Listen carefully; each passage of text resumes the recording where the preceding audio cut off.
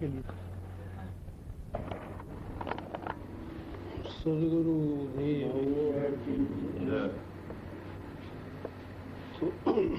जीवात्म भाव हरि सहु से दर्द काबू लावी कृपा मुझे श्री निराश। जीवात्म भाव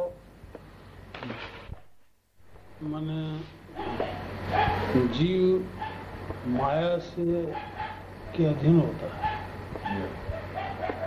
जब तक माया के अधीन रहेगा तब तक जीव ही कहलाएगा। जीवात्म भाव माने प्रत्येक आत्मा जो अपने आप को जीव भाव से उत्पन्न रखती है, तो वो केवल माया के प्रभाव से। तो माया का प्रभाव जब तक हरण नहीं हो जाता तब तक वो मुक्त नहीं होता, सभी ताप के अधीन रहता है। तो सभी ताप कापो मैंने केवल सारी सांसारिकता जो माया के अधीन है, और माया की वजह से ही सब ये पाप ताप है। माया दूर हुई तो सब पाप ताप दूर हो सकते हैं। इसलिए भगवान की कृपा से ही जीवात्म भाव दूर हो सकता है, अर्थात माया का प्रकोप कम हो सकता है और शुद्ध होकर के और माया रहित, माया के बंधन से मुक्त हो सकता है। तब माया से रहित होने पर क्या भाव होता है कि सर्वात्म भाव न दर्यो प्रभु ने रिझावा न भी स्वरूप विषय थे न लजाया। माया में रहते हुए न तो सर्वात्म भाव धारण कर सकता है और विषय जो कि विषय रूप ही है, जिनका सेवन करने से जन्म मरण के सिवाय न और कोई चक्कर रहता ही नहीं। अर्थात विष का काम है मारना, अमृतत्व प्रदान करना नहीं, मृत्यु प्रदान करना। तो विषय जो है ये मृत्यु के चक्कर में डालते हैं। इसलिए और फिर भी समझते हुए भी हमें लज्जा नहीं आ रही, यद्यपि ऐसा करना तो नहीं चाहिए, है ना। तो ना पात्र, इसलिए हम इससे आपकी कृपा की वजह से पात्र तो नहीं है, क्योंकि जीवात्मा भाव से उत्पोत है।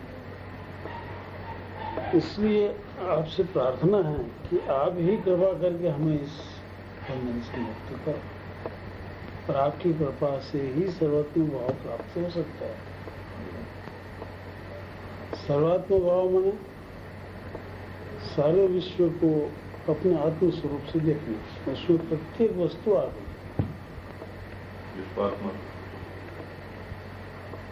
तो फिर जो है वो अपने आप को एक सीमित, एक छोटा सा जीव अनुभव नहीं करता है ना। हाँ, जो परमात्मा के साथ में फिर वो उत्पन्न हो जाता है। श्रद्धा तणु बल नथी हजी करनाई मारूं न अंतरे धीरजनु शुभ चिन्ह धारूं जानू तुम्हारू शुभ नाम निज शरण आपो।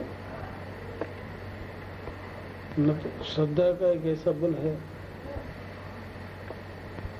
कि श्रद्धा मयोयम पुरुष यो श्रद्धा से ऐसा गीता में वचन है।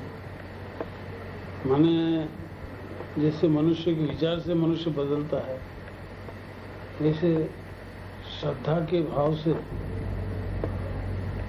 जिस आदर्श के प्रति पूर्ण निष्ठा और भाव होता है अपना, ऐसा ही आदमी बन जाता है सतत उसका सेवन करने मात्र से। लेकिन उसमें पूरी श्रद्धा होती है। श्रद्धा का मतलब होता है निर्विचार अवस्था है, संपूर्ण विश्वास उसमें, ऐसा विश्वास कि जिसमें कोई शंका नहीं, कोई विचार ही नहीं किसी प्रकार। तो ये विश्वास जो है, इसको अपन कह सकते हैं कि एक प्रकार का विचारात्मक क्रिया है ये, और श्रद्धा जो है वो भावात्मक क्रिया है। श्रद्धा जो है वो एक ऐसा भाव है कि भाव से मनुष्य बनता है। पशु भाव में होगा तो पशु बन जाएगा, दिव्य भाव में होगा तो देवता बन जाएगा। तो भाव ही से ही मनुष्य का अपने व्यक्तित्व का निर्माण होता है। तो ये जो भाव जो है ये एक हृदय की वृत्ति है, और विश्वास जो है वो कुछ बौद्धिक उसमें तत्व नहीं है। तो वैसे कालिदास ने भी कहा जगत पितरो वंदे पार्वती परमेश्वरो, उनको श्रद्धा विश्वास रूपिणो, ऐसा पार्वती और परमेश्वर जो है श्रद्धा विश्वास रूपी है। तो परमेश्वर ने पुरुष माना, उनको विश्वास माना, तो पार्वती को जो है प्रकृति माना है, उसको श्रद्धा माना। तो श्रद्धा और विश्वास जैसे आपस में ना ओतप्रोत ही है, यानी दो हैं, ये तो मानना ही पड़ेगा, नहीं तो श्रद्धा और विश्वास दो शब्द तो होते ही नहीं। तो जो भाव आपको अपनी अनुरूपता में ढाल दे, आपको बना दे उस प्रकार का, वो खेल जो है पूरा का पूरा श्रद्धा का होता है। और उसके वो श्रद्धा जो है बिना पहले विश्वास अगर होती और विश्वास के बाद में उसमें श्रद्धा ग्रहण। विश्वास तो विचार से जन्म होता है, विचार से जो है उसकी दृढ़ता आती है, वो परिपक्व होता है तब श्रद्धा बलवती होती है ना। श्रद्धा बलवती होती है। वैसे बिना विचार किए भी सहज प्रकृति में पूर्व संस्कार वशात भी आदमी को जैसे श्रद्धा होती है, जैसे बालक की अपनी माँ में, पिता में, वो ये विचार करना नहीं बैठता कि ये मेरी माँ है इसलिए श्रद्धा करना चाहिए कि नहीं, वो स्वाभाविक। तो उसमें जो है इसीलिए कहते हैं श्रद्धा जो है या ये विश्वास जो है उसमें विचार वगैरह इस प्रकार का बाद में नहीं होता, एक बार हो गया बस खत्म। ये श्रद्धा है सेंटीमेंट टाइप हो जाता है, इमोशन। हाँ, श्रद्धा भाव है एक तरह का।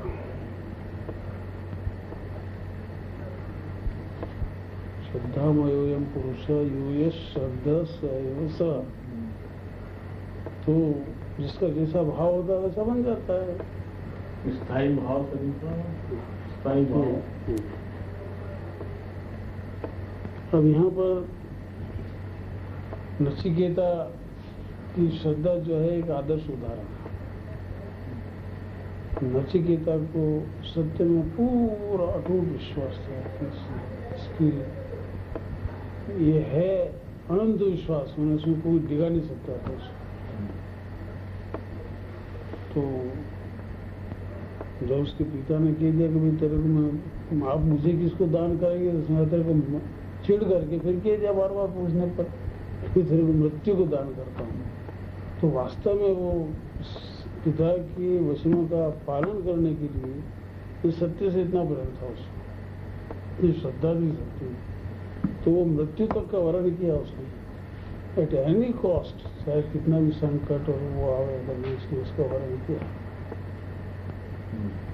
तो उसको प्रलोभन भी दिया गया कि कल्प तक की जवानी और सारे विश्व का साम्राज्य और सभी प्रकार के सुख और जो चाहिए सब तू ले ले, लेकिन तू इस आत्म तत्व की जिज्ञासा को छोड़ दे। तो उसने कहा कि आखिर ब्रह्मा के कल्पों का भी अंत किसी दिन होगा, फिर भी मेरी वो क्यों स्थिति होगी। तो अनंतता की दृष्टि से ब्रह्मा का एक कल्प भी जो है वो एक छोटा सा अणु होता है। तो इस क्षणभंगुर वस्तु के लिए आखिर वो भी अंत में तो उसका विनाश का होता ही है, तो फिर आखिर उसके बाद क्या होगा। तो मतलब जो एक अनंतता के कल्पना के साथ साथ यानी सत्य की शाश्वतता या सनातनता को जो ये ने इतनी दृढ़ता से स्वीकार करता है ना, और उसमें कितने कैसा उसका श्रद्धा होनी चाहिए, इसकी आप कल्पना करो। तो ये श्रद्धा जो है आदमी को बिल्कुल बना करके रखती है, फिर उसको डिगा नहीं सकती।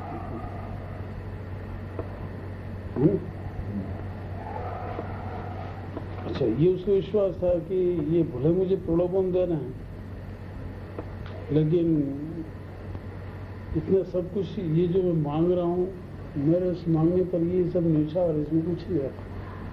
मैंने ये सब अनित्य, वहां तक की अनित्य वस्तुओं का यानी कीमत बराबर समझता था, और नित्य वस्तु में इतना उसकी पूरी श्रद्धा थी। और उसके उपदेश देने वाले पर भी पूरी श्रद्धा थी। यही बता सकता और कोई, मतलब उसको किसी प्रकार का ऐसी शंका थी भी नहीं, और किसी से जो है वो अपने उद्देश्य की पूर्ति कर सका। तो जो गुरुदेव में बहुसों की अनंत श्रद्धा जो होनी चाहिए, अडिग, पहले तो अडिग कहो आप, ऐसे बहुत समय नहीं होती, कभी कभी डिग जाता है आदमी अपनी कमजोरियों के कारण। अच्छा, और इस तत्व का धारणा बराबर नहीं होने से धीरज भी छूट जाती है।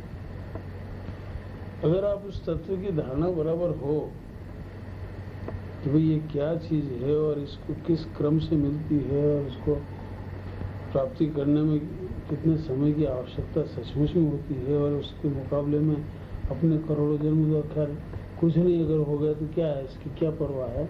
अगर ये सब धारणा उसको बराबर हो जाए तो हमेशा धैर्य बना रहे।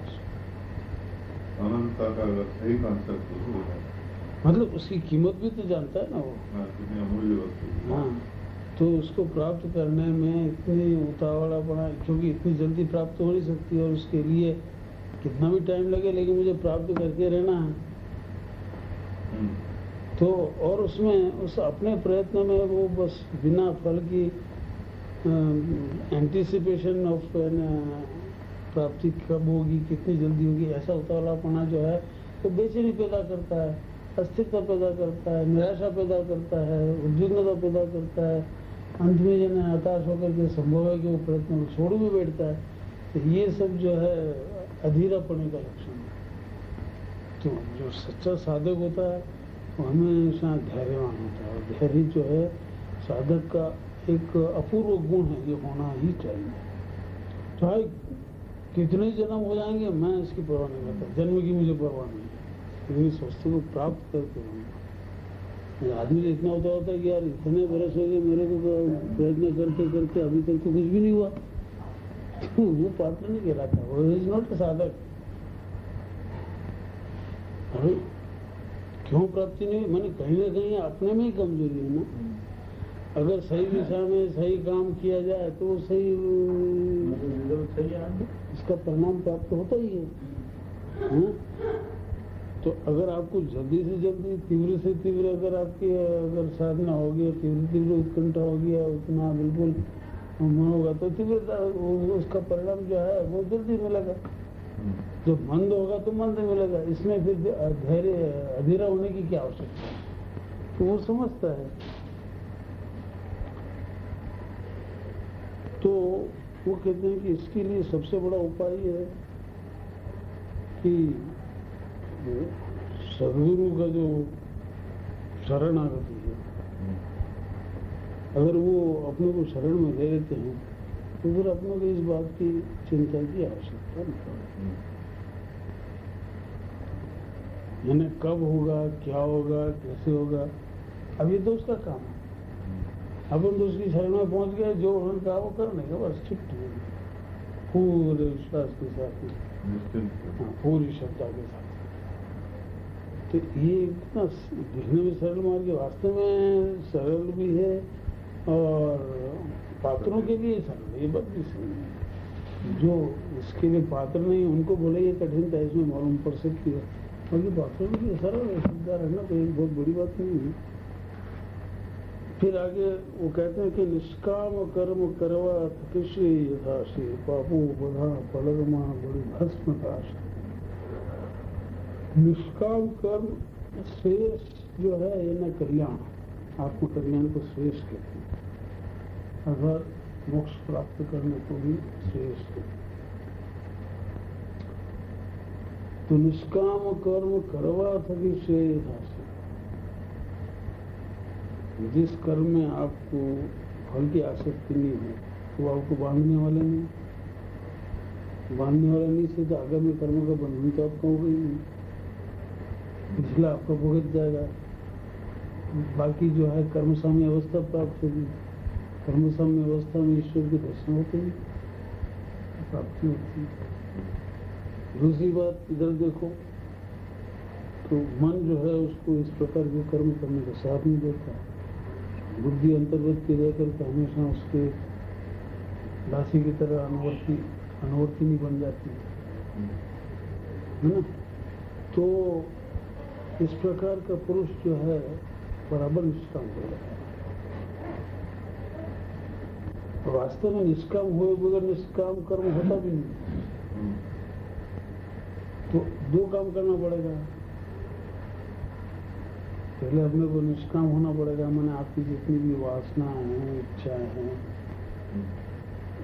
इस जन्म में प्राप्त करने की कोई इच्छा ना रहे, ना कोई स्वर्ग और आदि की कोई कामना हो या उसके भोग करने की इच्छा हो या किसी प्रकार की कोई इच्छा ना होकर के केवल एक मात्र अपने आत्म स्वरूप को पहचानने की ही एकमात्र तीव्र इच्छा हो, तो इसको इस इच्छा को निष्कामता कहते हैं। क्योंकि जैसे सब मिठाइयों में मिश्री को मिठाई नहीं गिनते हैं, उस प्रकार सब इच्छाओं में निष्काम होने की इच्छा को कोई इच्छा नहीं है। तो ये निष्कामपना जो है निष्काम कर्म से अब दूसरी बात है कि इसका दूसरे अर्थ में लिया गया तो निष्काम कर्म ही एक प्रकार की प्रभु सेवा है। अपने लिए मुझे कुछ नहीं करना है, मुझे अपनी कोई कामना नहीं सुख की करनी, तो किसके लिए? प्रभु के लिए। तो प्रभु के लिए कर्म करना सकाम तो हो गया कि नहीं वो, लेकिन ऐसे सकामी या कल्याणकामी या लोक कल्याणकामी या विश्व के कल्याणकामी जो भी कर्तव्य हो उनको सकाम नहीं कहा जाता, वो निष्काम होता है। इसलिए इसको नाम विज्ञान में सेवा। निष्काम कर्म करवा कभी सेवा, तो ये प्रभु सेवा से ये सब काम सुलभ हो जाता है। अर्थात प्रभु सेवा में अपने स्वार्थ का कोई प्रश्न खड़ा नहीं होता, जो कुछ करता है प्रभु के लिए। दूसरे शब्दों में सारे पृथ्वी पर प्रत्येक वस्तु को आत्म स्वरूप में देख करके और उसका हमेशा व्यवहार जो है एक वो आत्मनिष्ठ पुरुष की तरह ही होता है। प्रत्येक में सर्वात्म भाव से ओतप्रोत होकर के उसका आचरण विचरण होता है। उसमें कोई कर्म जो है कर्म करने की दृष्टि कर्म नहीं होता है, लेकिन वो कर्म जो है वो स्वाभाविक सहज कर्म में प्रेरित होकर के होता है। इसलिए वो प्रभु से सबसे अच्छा उदाहरण बन जाता है। तो मारा उरे सतत एज सुबुद्धि, ऐसा करने से पापो बधा पलक वहां बड़ी भस्म था। ये बुद्धि मुझे मिलेगी निष्काम कर्म करने से कि कोई भी काम पाप तो एक मिनटों में नष्ट हो जाती है। अब पलक में बड़ी भस्म था एक पर, इसका क्या मतलब है कि निष्काम होने पर ही श्रेयस प्राप्त होता है। तो जब तक वो निष्काम नहीं है तो कर्म ऐसा होगा, और कर्म कभी जो है शुक्ल और कृष्ण दो तरह का होता है। मैंने पूरा के पूरा जो है पुण्यमय नहीं होता, कहीं ना कहीं तो इसका स्व का प्रयोजन होता ही है। इसलिए पाप नाम की वस्तु में कहीं ना कहीं ओतप्रोत हो रहती है।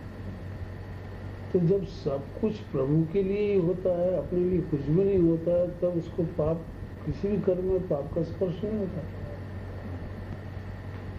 आपका स्पर्श अहम बुद्धि से अपने लिए किए हुए कर्म में ही होता है। तो फिर कोई कर्म जब इस प्रकार का नहीं होता है तो वो पाप मुक्त ही होता। तो बधा माने जो इकट्ठे हुए संचित वो कहाँ जाएंगे? ये बड़ा भारी सिद्धांत यहाँ पर रखा है। उनका क्या होगा? तो कि ऐसा कि जिसने इस प्रकार के सत्य कर्म को, कर्म में सत्य कर्म को प्रधानता दे दी है और कर्म को सत स्वरूप में जिसने देखना सीख लिया है, ज्ञान स्वरूप भी है और आनंद स्वरूप भी हो जाता है। फिर ऐसे कर्मों का सारा समूह जो भले कितना भी हो तो उसको भुगतना नहीं पड़ता। सब जो है ना उससे छुटकारा मिल जाता है, क्योंकि वो ऐसा जो नहीं तो बंधन के सिवाय उसको भुगते बगैर छुटकारा नहीं।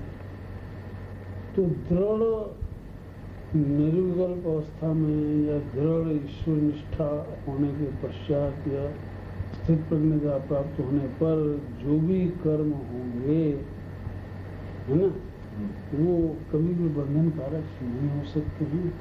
और वो होंगे तभी जबकि आपका चित्त बिल्कुल शुद्ध हो जाएगा, अर्थात पाप निश्चेष हो जाएंगे, रहेंगे ही नहीं, तभी होगा। पाप के रहते या स्टेज नहीं आ सकते, सदगुरु की कृपा से। हाँ, तो इसलिए वो कहते हैं कि निष्काम ऐसी बुद्धि मुझे दीजिए ताकि ऐसी बुद्धि आने पर अपने आप ही चित्त शुद्धि हो जाती है और पाप सब सर्व खत्म हो जाते हैं। मैंने ये सिद्धांत सबसे बड़ा यहाँ पे आकर के टकरा गया। यूँ देखने में क्या है कि एक निष्काम होते ही जो है सब कुछ होता है, अपने वास्तव में निष्काम होते होते तो उसका सब कुछ शुद्ध हो ही जाता है।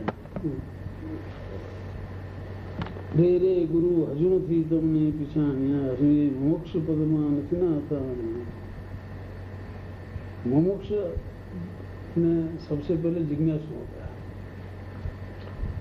और जिज्ञासु के बाद में मुमुक्षु बनता है। तो मुमुक्षु यानी मोक्ष प्राप्त करने की इच्छा वाले को मुमुक्षु कहते हैं। तो मोक्ष क्या होता है? जब सारे विश्व का ऋण चुक जाता है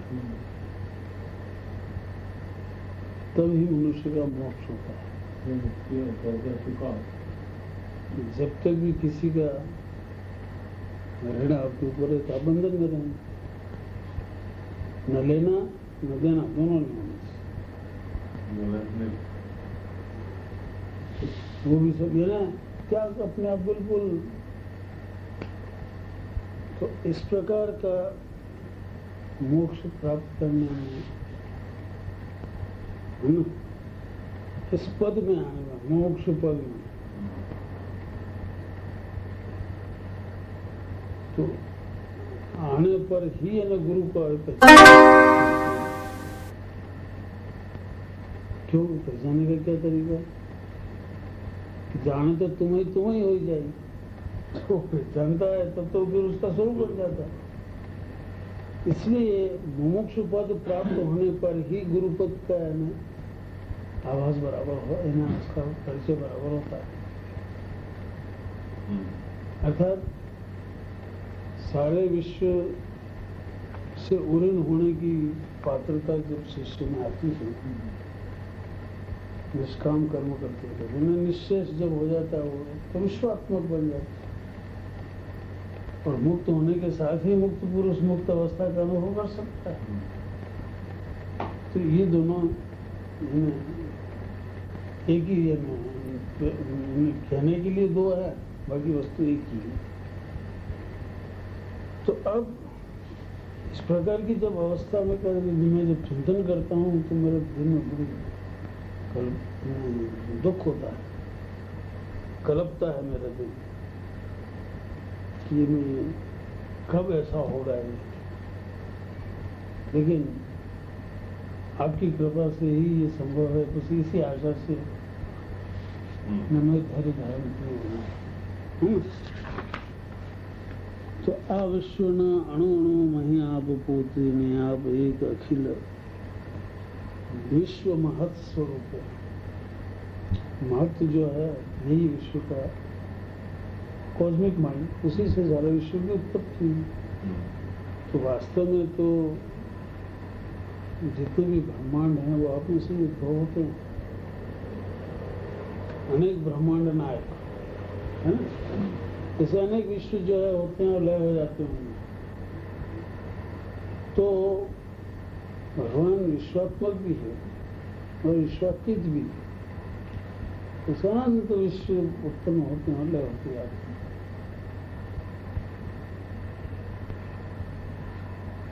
तो ये जो स्वरूप है महत् स्वरूप, जिससे हमें विश्व की उत्पत्ति होती है, उसके अणु अणु में आप व्याप्त हैं। मन सर्वव्यापक जो है ना, जगत पालन करता है वो व्यापक स्वामी। तो व्यापक का मतलब यहाँ पर ये होता है कि व्यापक में आकार नहीं होता है। भले उसमें स्थूल का भले कोई स्वरूप आ जाए, लेकिन उसका सूक्ष्म रूप जो है तो सर्वव्यापक नहीं। उसमें गुण या स्थूलता या किसी प्रकार की कोई निर्गुण होती है। एक ज्ञान ने ये ज्ञान, इसका अगर चिंतन भी अपन मुक्त करें तो कैसा चिंतन होगा कि प्रभु कैसा है कि मेरा अमय निरवयव निष्क्रिय।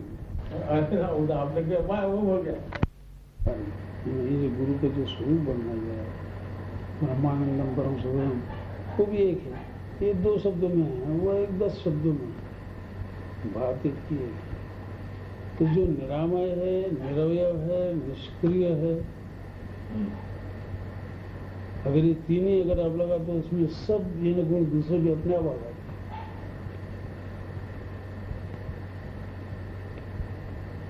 तो ऐसे स्वरूप में है ना, जब इस प्रकार का चिंतन अगर वो करने लगता है तो वैसा होता है ना। एक ज्ञान में मम और दृढ़ता तीसरा, ये भी एक क्रिया है कि अगर इस सिद्धांत को लेकर के भी जो परम प्रेम और श्रद्धा, अटूट श्रद्धा के साथ में उसका चिंतन करे तो वो सही हो जाए। तो आप ऐसी कृपा करें कि मैं इस पात्रता को प्राप्त करूं और आपकी अनन्य शरणागति में मैं प्रभु में स्वयं आपमय हो जाऊं। बस ये इसमें अंतिम आत्मनिर्भर है, कंप्लीट सेल्फ सरेंडर। लेकिन जैसे वो कहते हैं ना कि समझने की भक्ति कर रही, ज्ञान से भक्ति होती है सही, तो वो ये है। उसमें क्या होता है कि उसको पूरा विश्वास रहता है और वस्तु को गलत स्टेप लेने से बच जाता है। एक आदमी को रास्ता देखा वाला हो तो वो कभी उन्हें गलत स्टेप लेने हमारा रास्ता भूलेगा नहीं, लेकिन देखा वाला नहीं हो तो कभी इधर का उधर चला जाएगा। फिर पूछेगा कि भाई मैं सही रास्ते जा रहा हूँ, तो नहीं भाई आप तो गलत आ गए, इधर उधर जाओ वापस, फिर उधर से उधर जाओ। आपको 10 बार ठोकर भी खा सकते हो, 10 बार भूले भी पड़ सकते हो और 10 बार आपको पूछना भी पड़े, लेकिन जाना हुआ रास्ता हो तो उसमें अपने को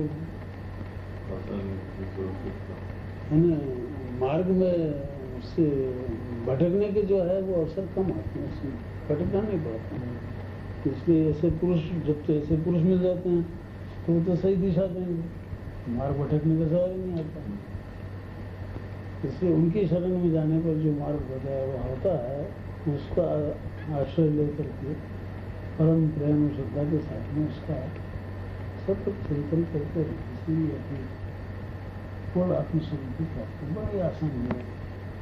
और ये केवल गुरु कृपा से होती है। सदगुरुदेव की जय।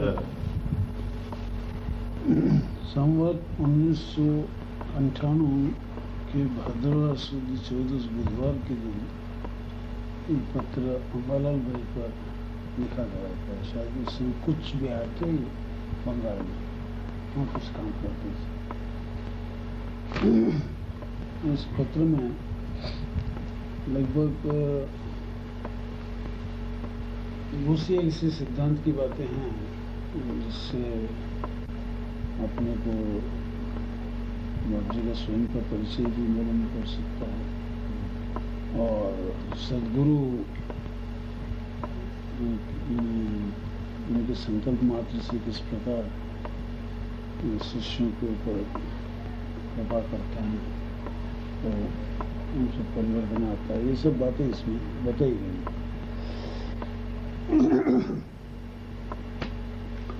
તમારી શક્તિ કરતા તમો પ્રભુ સેવા પ્રમાણમાં વધારે ઉઠાવો છો તે જોઈને મારું હૃદય બહુ દ્રવિત થાય છે। मतलब यहाँ पर शक्ति से तात्पर्य उनका ना आर्थिक स्थिति से हो सकता है या ऐसी स्थिति से जिसमें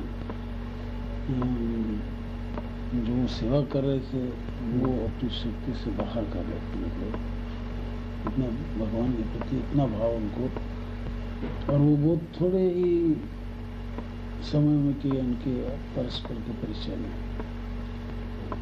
तो आवा प्रकारनी भेट प्रभुना चरणों में बहुत ऊंचा प्रकारनी गणाय છે। मारा तमारा ओछाમાં ઓછા પરિચયથી પણ અંતરમાં આટલી શ્રદ્ધા અને પ્રેમ શી રીતે ઉદ્ભવ્યા એ પણ ઊંચી પાत्रता દર્શાવે છે। मना ऐसी श्रद्धा और ऐसा प्रेम अचानक एकदम प्रकट नहीं हो सकता है। तो हजारों जन्म का संस्कार की बात है। इतना पुण्योदय हो और उतनी तैयारी हो तब जाकर किस प्रकार की पात्रता आती है। तो जो जन्म से अगर संस्कार निहित हो तो एकदम प्रकट वो प्रसंग मिलकर प्रकट हो गए हो। तो इसी बात को बताते हैं कि ऊंची पात्रता दर्शावे से मैंने ये दिखाता है कि आप एक ऊंचे पात्र हो। पात्रों में इन्हें जैसे कि अधम, मध्यम और उत्तम और उससे ऊपर ऊंची पात्रता की बताती है। जहाँ तक मैं समझता हूँ ऊंची पात्रता में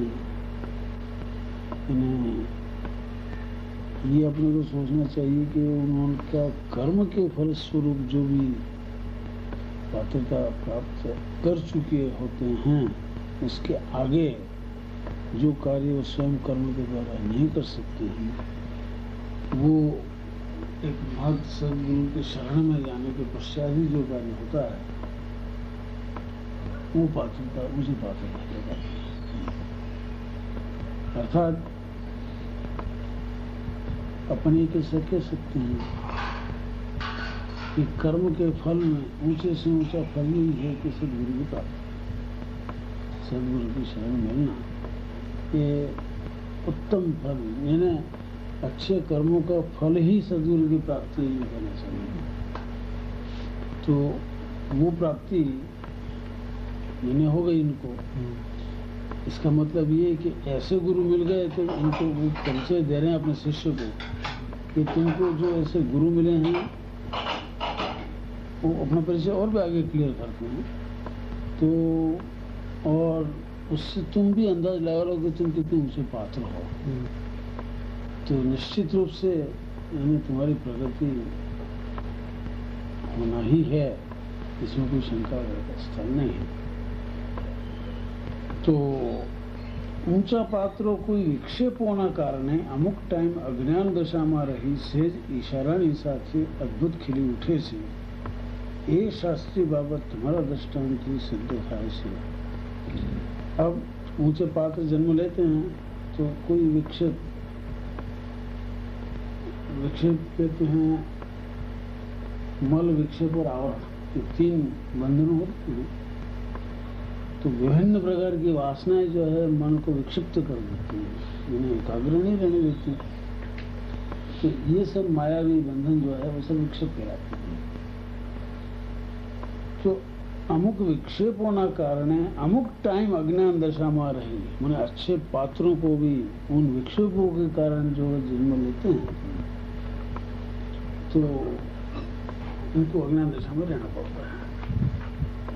अगर वो विक्षेप न रहें तो सीधे वो सदगुरु के संपर्क में आ जाते हैं और एकदम उन पर कृपा हो जाती है।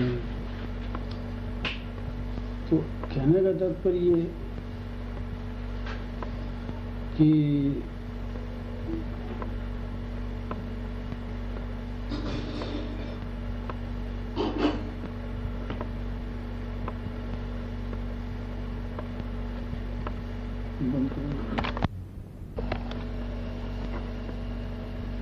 इसमें एक बात होती है जैसे कि पूर्व जन्म का संगीतज्ञ हो,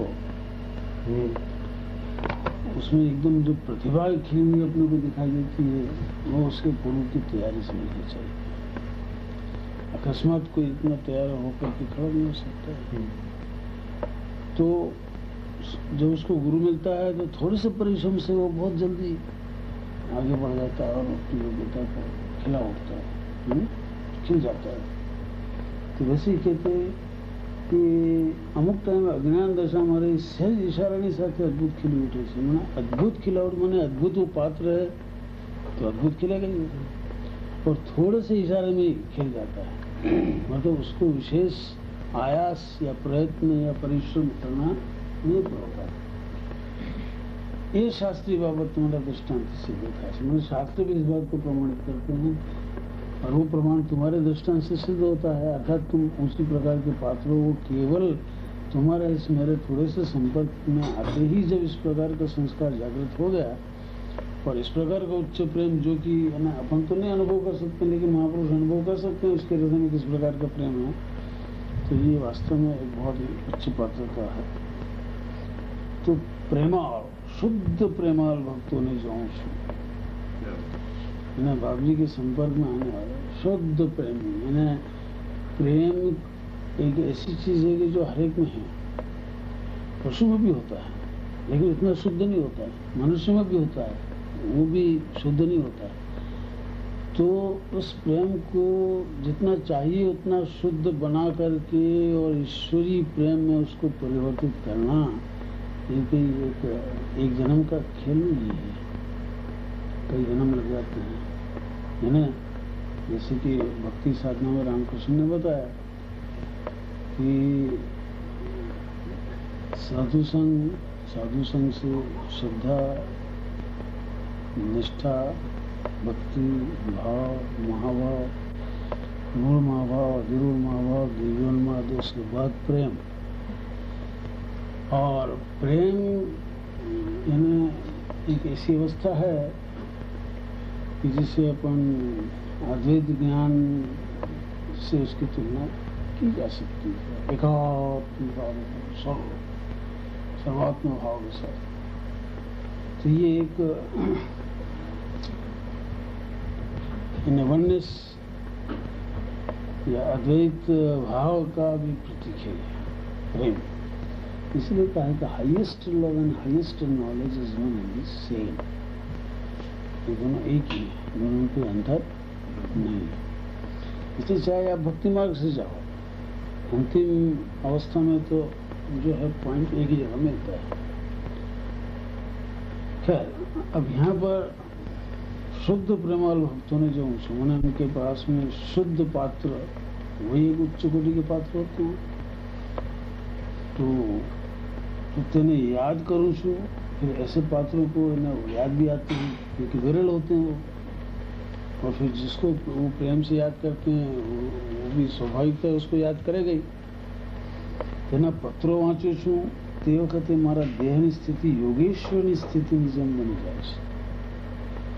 यानी देह की स्थिति योगेश्वर की स्थिति जैसे होती है वैसी बन जाती है। अच्छा, तो मतलब है ना, आत्मा जो है वो तो देह से रहित है और उसमें कोई गुण अवगुण आप लगा नहीं सकते। ये वो योगी है, ये सिद्ध है, फलाना है क्या। तो ये योगेश्वर की जो स्थिति है वो देह की उसकी रचना से ही जाना जा सकता है। ऐसा एक ज्ञानी की देह है, एक ब्रह्मनिष्ठ की देह है, एक अनन्य भक्त की देह है। जैसे बाबू जी ने कहा था कि रामकृष्ण परमहंस ने जो शरीर प्रेमिक्षना भक्ति थी जो प्राण तो થઈ શકે છે અને એનાથી પણ સારો શરીર જો હોય તો મળી શકે છે, પણ એનાથી મોક્ષ ના થાય। मतलब ये भाव है, ये एक भाव का मार्ग है, भाव का मार्ग नहीं। भावातीत। हाँ, भाव जो है उससे मोक्ष नहीं होता। इसीलिए प्रेम भक्ति जो है वो मोक्ष का मार्ग नहीं है। वो जीवन मुक्त अवस्था प्राप्त करने के पश्चात भी वो कुछ न कुछ प्रभु सेवा रूपी वासना रखता ही है। और इस वासना के प्रभाव से ही उसका एक प्रारब्ध तैयार होता है, जो प्रारब्ध सामान्य लोगों जैसा नहीं होता। उसके प्रभाव से ऐसे पुरुष जन्म लेकर के उस प्रारब्ध का उपयोग लोक कल्याण के लिए करते हैं, लोक संग्रहार्थ, प्रभु सेवार्थ, निष्काम भाव से प्रभु की समष्टि की सेवा करने के लिए ऐसे पात्र, और वो हमेशा ऐसे महापुरुषों के साथ में आते हैं। तो योगेश्वर की स्थिति और योगीश्वर, योगीश्वर जैसे अपने शिव जी को कहा कि योगीश्वरम शिवम वंदे, और वंदे योगेश्वरम हरिम। तो कृष्ण को योग योगेश्वर कहा गया, माने हर प्रकार के योग से, जिसमें विभूतियों से ऐसा दिव्य देह जिसने धारण किया है, तो योग योगेश्वर कहा जाता है। और योगी माने योगी लोगों के योग मार्ग से जो जिस प्रकार की उपलब्धि की जाती है, उन सब श्रेष्ठ से श्रेष्ठ योगियों के भी ईश्वर है ना, परम पुरुष। वहाँ भी परम पुरुष का अर्थ तो निकलता है, लेकिन वो योगी योग मार्ग से कई उसमें अवलंबन। तो मायिक उपाधिना कारणे आध्यात्मिक स्थिति में पासल पासल लखो छो ते कदाच तात्कालिक मानवा जेवुं हशे। उन्होंने लिखा है कि मेरी आध्यात्मिक स्थिति ऐसी नहीं है, ऐसे विघ्न आते हैं, यूँ आते हैं, कि निराश में ऐसा कुछ बताया होगा उन्होंने। तो कहता है कि भाई ये मायिक उपाधियाँ जो है, मायावी जो बंधन जिसमें अपन रहते हैं, उससे मन विक्षिप्त हो जाता है, और विकसित होने के बाद इसकी स्थिति जो है आध्यात्मिक स्थिति में अड़चन आ जाती है। तो जैसा तुम लिखते हो तो तुम्हारी दशा उस प्रकार की हो सकती है, इसमें कोई मैं इनकार नहीं करता। परंतु तैयारी तो अंतर प्रदेश में એટલી બધી થતી રહે છે કે પ્રસંગ મળીએ થોડાક ટાઈમ આધ્યાત્મિક જીવનને દેખાડી આપો, એટલી મને શ્રદ્ધા છે।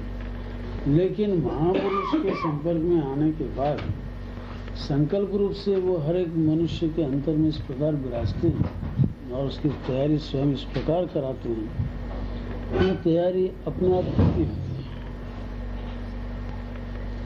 जैसे बाबू जी ने मुझे एक बार कहा था कि प्रत्येकની પ્રકૃતિની અંદર રહીને હું કામ કરું છું, એને ખબર પડવા દેતો જ નથી। एक बार मैंने पूछा बाबू जी कुछ होता नहीं, कौन कैसे मुझे था अच्छे नहीं है। तो फिर दो एक बार मेरे को ऐसे चेतन अवस्था में अनुभव करवाया कि वास्तव में अंतर कैसा चला, 24 घंटा चलता ही रहता है। लेकिन आज अभी भी चलता रहता होगा, लेकिन मेरे को मालूम ही नहीं क्या चलता है। तो ये कंट्रोल ये किस प्रकार होता है ये भगवान जाने, क्योंकि बाह्य चेतना तो अपने वो मायावी बंधन के अंदर रहती है, तो अंदर जो है वो जो अंतर्मन जिसका होता है उस गहराई में क्या क्या होता है वो तो पर्दा हटे और स्पष्ट मालूम पड़े तो ही समझ पड़ आ सकता है। तो ये जो अंतर प्रदेश की तैयारियां जिसमें होती रहती हैं, ये सबको मालूम नहीं पड़ती। वो तो अंत में जाकर के जब महापुरुष की कृपा होती है तो वो अपने प्रारब्ध पर भी अपना अधिकार करवा देते हैं और अपने हाथ में ये चाबी भी दे देते हैं ताकि अपन सब समझ सकते हैं। उस समय सब पूर्व की अखंड स्मृति भी अपने को प्राप्त हो जाती है। माने जैसा कि आज अपन ने सब कुछ किया हुआ है वो सब अपने को वैसा वैसे मिल जाता है, कुछ नवीनता जैसी कुछ चीज नहीं रहती है। तो ये कब होती है? ये माइक उपाधियां दूर होने के बाद। माइक उपाधियां रहेगी वहां तक तो आप जो है इसका अनुभव नहीं कर सकते। और जैसा तुम लिख रहे हो कि हमारा आध्यात्मिक कोई अनुभव नहीं हो रहा है या इस प्रकार की अवस्था जो कि चाहिए वैसी नहीं है, जैसा कि उन्होंने अनुभव अलग किया होगा, तो वो सही हो सकती है क्योंकि इसमें मैं इनकार नहीं करता। तो अब इसका ये अर्थ निकला कि अच्छे ऊंचे ऊंचे पात्र भी जब मायावी वातावरण में रहते हैं, अज्ञान दशा में रहते हैं, तो अपने आप को भूले हुए रहते ही हैं। उनको पता भी नहीं चलता कि कौन है और कैसे है। ठीक यही चीज जो है श्री कृष्ण चैतन्य के जीवन में भी घटित है। वैसे प्रभुदत्त ब्रह्मचारी ने उनका जीवन चरित्र जब लिखा तो उसमें जन्म काल से ही 32 गुणों से युक्त और भगवान के अवतार और उनके हर एक चीज के लीला के रूप में उन्होंने वर्णन किया।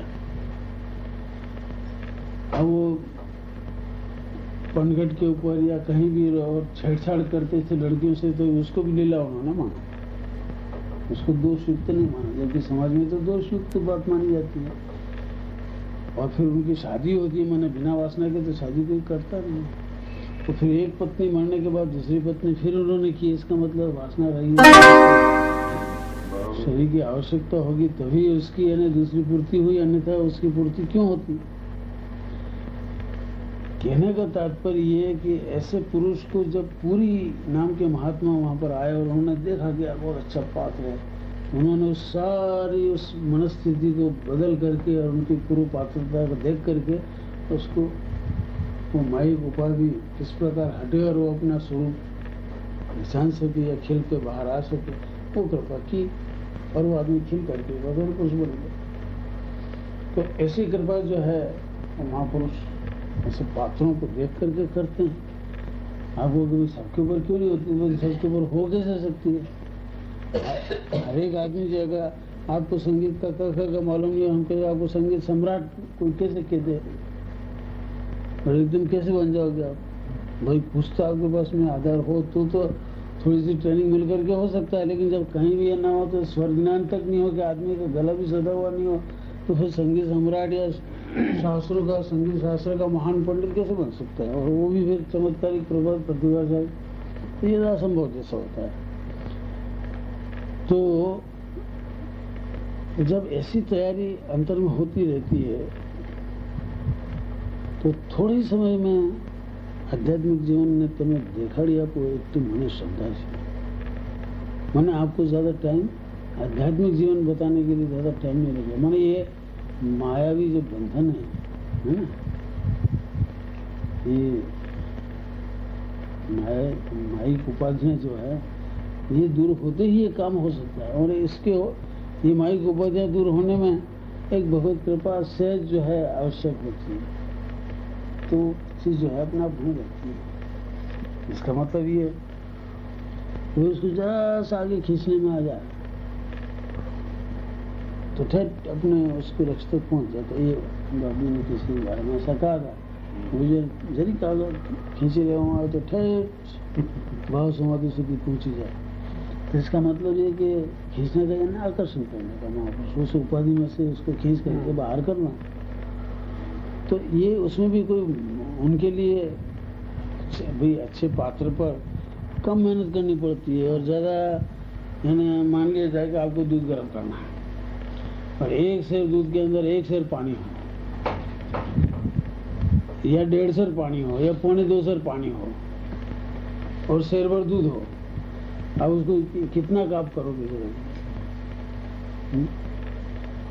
पानी में ज्यादा उतना ज्यादा गर्म, माने 1/4 दूध और 3/4 पानी हो और उसको अब गर्म करो तो अपने आके धुआड़े में आके फूंक के थक जाए तो भी सारा मेहनत कर करके थक जाए ये रामकृष्ण ने यही बात कही थी कि इतना दूध और इतना पानी हो तो फिर मैं क्या करूँगा। इससे तो एक पावर पानी और 3/4 दूध हो तो एक बात है कि हाँ भाई थोड़ी मेहनत की जाए उसके साथ में। तो महापुरुष भी व्यर्थ में परिश्रम नहीं करते। तो पात्रता तो सबको देखना पड़ती है। वो इतना परिश्रम यानी वो अनावश्यक किसी के ऊपर करने से क्या लाभ है ना। कोई वो कोई उसका ज़्यादा प्रिय हो गया इसके या रिश्तेदार है इसलिए या लड़का है या ऐसा कोई वहाँ भेदभाव नहीं। कोई मेरा लड़का है तो मैं इसके पीछे मेरे को मेहनत करनी ही चाहिए। दूसरे आते हैं कि मैं उनके तरफ ध्यान क्यों दूँ, भले वो होंगे पात्र होंगे तो ऐसा भेदभाव नहीं होता। वो तो समदृष्टि होती। पात्र को तो पात्र कहेंगे और उसकी तरफ अपना लड़का हो के कुछ भी हो वहाँ तो नियम जो है सबके लिए एक ही चलता है, वहाँ पक्षपात नहीं चलता। કેમ કે તેવા સદગુણો છે અત્યાર સુધીના મારા અનુભવમાં મેં જોયું કે માયકત્વ ખપને ધારો તે વખતે ભૂલી શકો છો। अब ये संस्कार जो है जानना चाहिए। संस्कार चाहे माया में रहा हुआ जीव हो या न हो, पर संस्कार उसका लुक छिप करके भी कभी बाहर आता है। और जो अगर समझने का प्रयत्न करे तो जान सकता है कि इसमें ये पात्रता होगी। चिन्हों से जैसे अपन लक्षणों से पता लगाते हैं कि यार किसी दिन ये अच्छा संगीतज्ञ बन सकता है, या किसी दिन ये बहुत अच्छा ऑरेटर होगा, या किसी दिन ये आदमी बहुत अच्छा है ना प्रशासक होगा, या ये बहुत अच्छा मनोबल वाला है ना जो धारेगा वो करेगा, इस प्रकार व्यवस्था कर सकेगा। या ऐसी सब जो बातें जो है उसके किसी किन्हीं गुणों को जो कि प्रासंगिक समय पर कभी प्रकट होती हैं उनको देख करके कहा जा सकता है कि आदमी इसमें ये गुण हैं। तो इन लक्षणों को देखकर ये पात्रता तुरंत मालूम पड़ जाती है। उन्होंने कहा कि माइकत्व खपने धारो ते वखते भूली શકો છો। मैंने जब कदाच कोई प्रसंग पर अथवा अकस्मात भी भले थोड़ी देर के लिए कभी उसका मन जहाँ संस्कार है वैसा उसकी तरफ चला गया तो एकदम उसमें रम जाएगा। और ऐसा रम जाएगा जैसे कोई दुनिया में था ही नहीं इस दुनिया में। तो उससे पता चलता है कि ये इतने जल्दी ऐसा लक्षण कहाँ से प्रकट हो गया जब था ही नहीं। तो मतलब होना जरूर चाहिए तभी एकदम ये प्रकट हुआ भी और फिर गायब हो गया। मतलब फिर वो माइकत्व बंधन में अगर तुम देखेंगे फिर भी अपने आप को भूल जाता है। तो ऐसा हो सकता है। तो उन्होंने कहा कि ऐसे मैंने तुम्हें कुछ चिन्ह देखे हैं जिससे मैं कह सकता हूँ कि तुम में वो अच्छे ऊंची पात्रता के लक्षण हैं। विनम्र भावे उच्च कोटि न जीवन प्रसन्न कर શકો છો। मैंने उनके विनम्र भाव को देख करके हर आदमी प्रसन्न हो जाता हूँ। उनसे क्या देखो कैसा निरभिमानी है, कितना सरल है, कैसा है। अब ये कोई ये ना स्वभाव एक जन्म में बन जाता है। जीव का इतना उत्कृष्ट या ऊंची स्थिति को प्राप्त होना ये कोई एक जन्म का तो खेल नहीं। मतलब ये कितने जन्म से रहा होगा तभी तो ये ना निर्भिमानिता, सरलता, विनम्रता, सादगी या इस प्रकार का निर्भिमानिता वगैरह ये सब जो क्रियाएं एकदम उसमें प्रकट होती हैं तो वो एक जन्म की नहीं होती। अब वो हैं मतलब कमाई हुई है उसकी चीज सिद्ध हो गई। तो इनसे वो पता लगा लेते हैं बहुत अच्छा पात्र है। ऐसे ये सब पता लगाने के उनके पास में चाबियां तरीके हैं। गुरु भक्ति में सारी निपुणता धराव से। हाँ, गुरु भक्ति कैसे करना चाहिए सारी निपुणता है। मैंने गुरु के प्रति आत्मसमर्पण एकदम कर देना और इतना कि जैसे कि थोड़ा सा तो परिचय और फिर भी इतना सरेंडर कर देना और इतना अटूट विश्वास और श्रद्धा रख लेना ये कोई खेल नहीं है। तो जो सचमुच में भक्त होता है, भक्ति के जो निखालस गुण होते हैं वो एक अद्भुत तुम रूप में तुम्हारे उसमें देखने में आए हैं जो कि प्रयास करने पर भी लोगों में जन्मों जन्मों तक की प्राप्त नहीं होती। ये પોતાના જીવનનો અંતિમ લક્ષ્ય કદી વિસરતા ના હોય એવું મને દેખાય છે। મને अच्छा पात्र होगा तो अपना जीवन का लक्ष्य कैसे भूलेगा। जैसे किसी को अच्छा तीरंदाज बनना है तो हमेशा उसका लक्ष्य एक ही रखेगा। किसी को कुश्ती में सारे विश्व विजयी ने पहलवान बनना है तो वो कुश्ती में उसी तरफ लक्ष्य रखेगा। किसी को क्रिकेट का उत्कृष्ट खिलाड़ी बनना है तो दूसरी तरफ ध्यान रखेगा। तो लक्ष्य जीवन का जो है जिसने एक बार निर्धारित कर लिया और वो ऐसा लक्ष्य जिसमें परम गति को या परम श्रेष्ठ पद को प्राप्त करने का या श्रेष्ठ को प्राप्त करने का ये जो कुछ भी भाव उसमें है वो यानी हमेशा सतत उसको ध्यान है और उसके अनुरूप जो अपने जीवन को या तो एकदम ढाल ना पाया हो लेकिन वो भूला नहीं है उसको, उस ओर बार बार उसका मन जाता है और उस ओर जाने के लिए तैयार रहता है। तो ये भी एक संस्कार का प्रमाण है। कदाच તમને લાગશે કે આ બધા વખાણો મને ઘટતા નથી એને मेरे योग्य मैं इस इन प्रशंसा के पात्र नहीं हूँ પણ એ વખાણ નથી लेकिन ये तुम्हारी प्रशंसा में नहीं कर रहा हूँ। दुनियादारीનો આ નિયમ અહીં લાગુ થઈ શકતો નથી। दुनियादारी वाले जब देना प्रशंसा करेंगे तो अपने आप अपने में अहंकार आएगा, भगवान से फूल जाएगा आदमी। हाँ देखो मैं कैसा हूँ।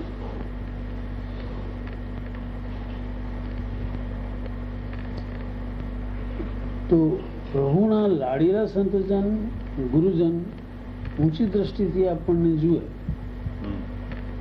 आप गए और आपको ऊंची दृष्टि से देखे, मैंने दृष्टि मात्र से देखने से ऊंचा पात्र हो जाए कि ऊंचा है इसलिए उसको ऊंचे भाव से देखता है।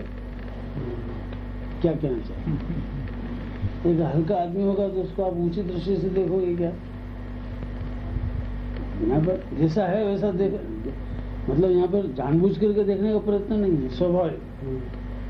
तो हल्का है यानी पात्र तो उसको एकदम ऊंची दृष्टि से ऊंचा पात्र कैसे मान लेंगे? और कोई ऊंचा पात्र आया उसको उसी दृष्टि से देख रहे तो इसमें उनका क्या दोष? जो जैसा होगा वैसी दृष्टि से अपने आप कोई अच्छी चीज जो है वो अच्छी दिखेगी और बुरी चीज बुरी दिखेगी। अब उसमें दृष्टि मेरी बुरी है और अच्छी है ये एक तो कहने का मात्र है, तो कथन मात्र है। तो भी ऊंची दृष्टि से देखा मैंने और हल्की दृष्टि से देखा। वास्तव में देखा तो उन्होंने ठीक ना, उनमें पहचाने की ताकत से ऊंचा पात्र था तो उन्होंने तो उस पात्रता को पहचान लिया। तो अब उस पहचाने में वो ऊंची दृष्टि कहो कि कोई भी शब्द काम में लो तो ऊंचा श्रेष्ठ शब्दों थी उद्देश्य ने अपन ने बोला वैसे अच्छे अच्छे शब्दों से बुलाया मैंने समझना चाहिए। अच्छा पात्र होगा तभी प्रेम में आવીને વાતો કરવા માંડી જાય, આપણી સાથેનો અંતરડાપણું નહીં રાખતા, કોઈ વખતે મિત્રભાવ જેવા વર્તનથી વર્તતા देखा। मैंने भेद न रखते हुए बिल्कुल जैसे सखा हो या प्रिय मित्र हो या जैसे अर्जुन के साथ में कृष्ण ने व्यवहार किया इस प्रकार का, ત્યારે આપણે समझ जाओ कि आपने उन्नति निशानी हશે। मैंने इतनी आत्मीयता जब बतलाता है तो आत्मीयता जिससे महापुरुष आत्मीयता रखने जा रहा है तो कितना ऊंचा पात्र होना चाहिए। ત્યારે આપણે સમજી જવું કે ઉન્નતિની નિશાનીઓ છે। પ્રેમાળ હૃદયના ભાવ દેખાય સિવાય રહેતા નથી। માટે તેની અવગણના, તેમના કરેલા વખાણની અવગણના નહીં કરતા અસ્તુ કહીને સત્ય જ માનો। ऐसे महापुरुषों की वाणी वो कभी असत्य बोलते नहीं और उनके अगर वो अच्छे शब्दों से बुलाते हैं तो स्वाभाविक है कुछ उसमें पात्रता होगी तभी बुलाते होंगे। तो वहाँ पर अपने को तथास्तु मन में मानना चाहिए, ऐसा नहीं समझना चाहिए कि यार यही फालतू प्रशंसा कर रहे हैं बेकार के यार। तो अधम जातिना जीवोना प्रत्ये प्रभुए प्रभुताની દ્રષ્ટિ નાખતા શબ્દ દ્વારા या સ્પર્શ વડે અથવા વખાણ વડે તેવું ભણવા લાગે છે। कैसा भी नीचा पात्र हो अगर उसको वो प्रभुता की जो दृष्टि उनमें जाती है और कभी उसको किसी एक गुण को लेकर के उसको उठाने का महापुरुष प्रयत्न करते हैं तो जैसे ही वो सोचते वैसा वो बनने लगता है सदगुरु के संकल्प से। मैंने अगर उन्हें सद्भाव रखा उसके प्रति और वो चाह कि यार आदमी ऐसा बने या बन जाए ऐसा संकल्प किया तो बने लगता है। अभी कितनी अद्भुत क्रिया है। इसका मतलब महापुरुष के संकल्प को जब सारी प्रकृति उसका हुक्म मानती है तो उस मानव प्रकृति की क्या विषाद के वो मना कर दे कि मैं आज्ञा का पालन न करूं। हाँ ऐसा हो जाए तो अपने आप महापुरुष के एक कृपा दृष्टि कहो कि कुछ भी कहो इससे वो अपने आप बनने लगता है। તો દુનિયાદારીના સ્વભાવવાળા મનુષ્યો કરેલા વખાણથી તેનામાં અહંકાર આવે છે. જ્યારે પારમાર્થિક જનો દ્વારા થયા વખાણથી મોક્ષ અથવા જિજ્ઞાસુ બનાવી શકે છે. હું ધારું છું કે તમે તેની ભાવના ન જ કરી શકો. ऐसे महापुरुष अगर वो मतलब हाँ तारीफ अगर करेंगे तो जिज्ञास हो या मोक्ष हो या बहुत दूसरी जगह का पात्र बन जाता है. तो तुम ऐसी धारणा तो नहीं करोगे. लेकिन न मालूम क्यों મારાથી કોણ જાણે તમે વખાણ માની લેશો એવું કેમ ધરાયું હશે, એમાં પણ જાણવાનું હશે અને જરૂરનું હશે એમ લાગવાથી લખાયું હશે. મને मैं लिख रहा हूँ ऐसा भाव इसमें नहीं. और ऐसा मेरे से क्यों मना रहे कि तुम ऐसा मान लोगे. हाँ, क्योंकि ऐसे दूसरे शिष्य भी हो सकते हैं कि वो ऐसा जब मैं उनके संपर्क में आऊंगा और ऐसा उनको कभी वखाण करूंगा तो वो ऐसा मान लेंगे कि फालतू की बात है यार, इसी बात कर दी. तो ये एक जरूरी बात होगी ऐसे जानने की. उसके लिए भी कभी तो दूसरों के लिए भी ये उपयोगी पत्र हो सकता है कि उसकी शंका का समाधान ये पत्र कर देगा. तो ये जरूर कहूँगा. इसीलिए आज तुमको इस प्रकार का ये तो पत्र लिखा गया. इसीलिए ये पत्र देखो डाया भाई के पास में आया और डाया भाई से अपने लोगों के पास में आया और आज सब प्रकाशित भी अगर ये हुआ है तो लोग इसको पढ़ेंगे और सब जानेंगे. मतलब ये ज्ञान जरूरी था इस पत्र का. इसलिए तो इसमें ये बात बताई गई है कि ऐसे पुरुष उच्च कोटि के पुरुष जो होते हैं उनके पास में उच्च कोटि के पात्र भी जाते हैं. तो उच्च कोटि के पात्र उनको कहना चाहिए कि जो साधना करते करते किसी जीवन में उन्होंने अपने मोक्ष प्राप्ति की पात्रता प्राप्त कर ली हो, किंतु एक उच्च आदर्श के कारण जिन्होंने अपना मोक्ष न स्वीकारा लेकिन केवल प्रभु सेवा के लिए जीवन मुक्त होते भी मोक्ष न चाह करके उनके साथ बार बार जड़ लेना उन्होंने स्वीकार कर लिया. और इस प्रकार का प्रारब्ध इस प्रकार के उच्च कोटि के भक्त हमेशा स्वीकार करते आए हैं. और वो भगवान भी है ना ऐसा प्रारब्ध लेकर के आते हैं जो विश्व के कल्याण का